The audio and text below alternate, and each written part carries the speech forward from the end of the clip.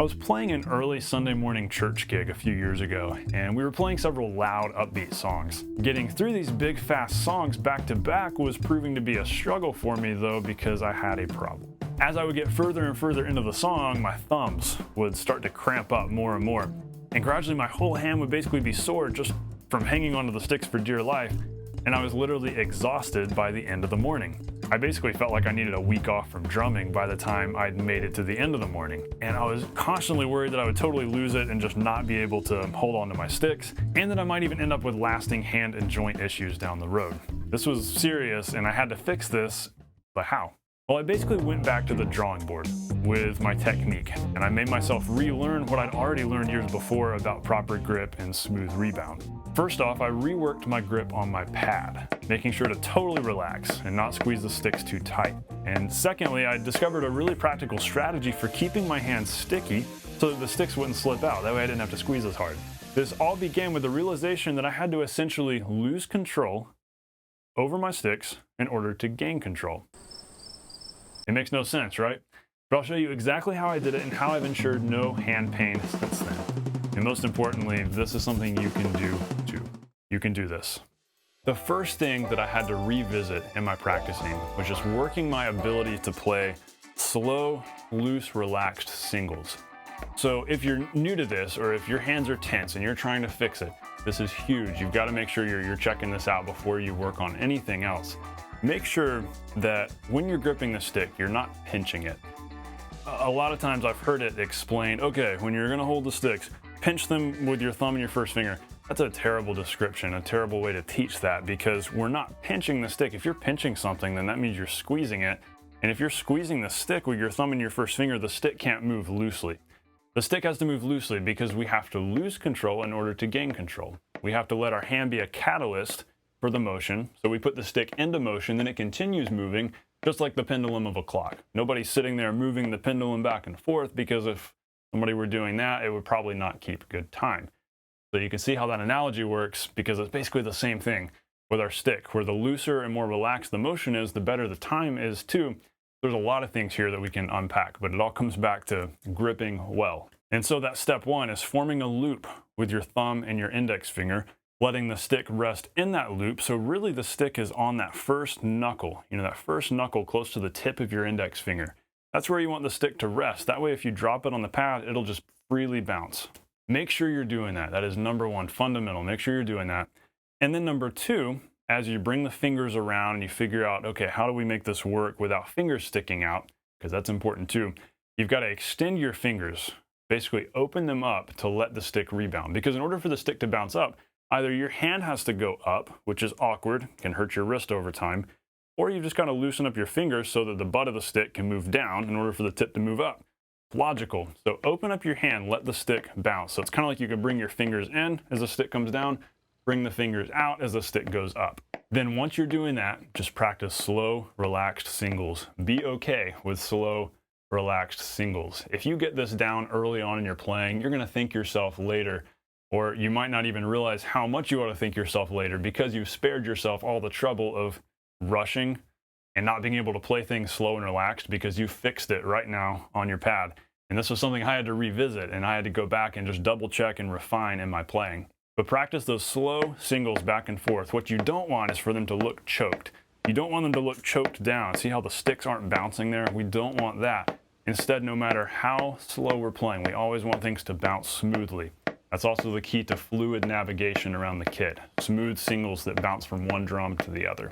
So then move this exercise to your kit. Practice playing singles around the kit. Start off slow. Start at maybe a medium to loud volume, so you've got a lot of stick motion just leading from one drum to the other. And then practice more quietly too, and gradually up the tempo.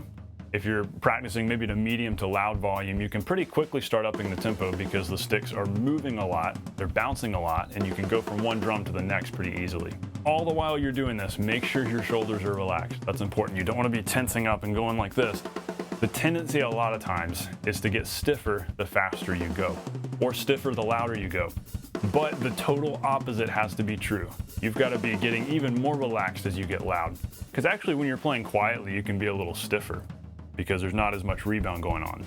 But when you're playing loudly, there has to be a rebound. You've got to be relaxed. And so you've got to keep the shoulders relaxed, stay calm as you're playing louder and even faster. So practice this exercise loud, soft, but also practice pushing the tempo.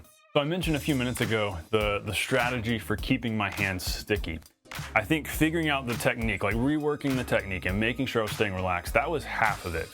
Maybe it was a little more than half of it, but there was still just the struggle with like feeling like I needed to pinch down hard and squeeze the sticks tight when I was playing loud because I felt like I was going to lose my sticks. And so I had to figure out how can I keep my hands sticky so that I don't have to squeeze tight. And so I ended up figuring out a few things, employing some strategies. Hopefully these will help you too. First thing, don't wash your hands before the gig.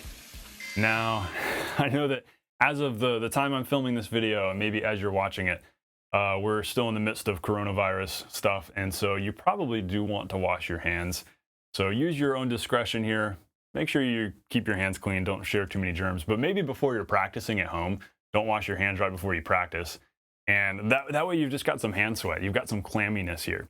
And so what I started doing before that early Sunday morning gig, I would, obviously I'd get up and like take a shower early in the morning, but I wouldn't wash my hands again before playing because I wanted them to still be sticky.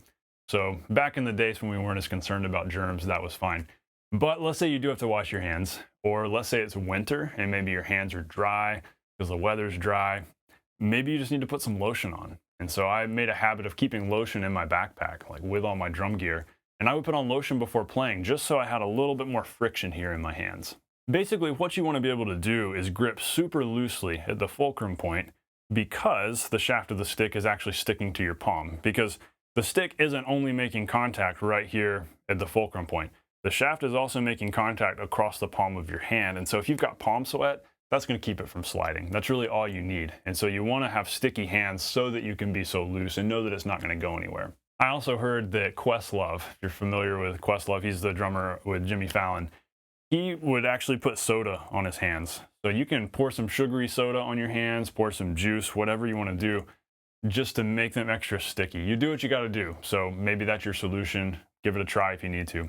You could also get sticks that have the rubbery coating on them. I had some of those Vic Grip sticks a while back, and those are good. If your hands are dry and like it's the beginning of the day and you pick those up to play, those are great. But I found that the more sweaty my hands got, the triple. But I found that the sweatier my hands got, the slicker that coating got. Basically, it would get even slicker than a normal stick would once my hands were sweaty. And so I would use those at the beginning of my playing, then I'd switch them out for the normal sticks. So maybe that works for you. You can definitely play around with that too. Or maybe your issue is the opposite. If you live in the South like I do, I'm in Georgia, and this time of year in June, July, August, the weather's super humid. If you're playing an outdoor gig, your hands are going to be so sweaty, and so you may have the opposite problem where your hands are so sweaty you can't grip the sticks. And if that's the case, just get some of that gym chalk, stuff that gymnasts put on their hands, just to make sure that things don't get too clammy. And so using a little bit of that could also be your solution. So believe it or not, once I had practiced all of those technical things, that helped a bunch. But these strategies for keeping my hands sticky, I felt like helped even more. Because then once my hands were sticky, I felt more like I could relax because I wasn't worried about losing the sticks. I was able to stay so much looser, pinch less, my thumbs weren't hurting. I was able to play loud, fast for however many upbeat songs, and I felt so much more relaxed. It worked great. So go employ these strategies yourself. Practice what I showed you to practice. Do whatever you got to do to keep your hands sticky. You can do this.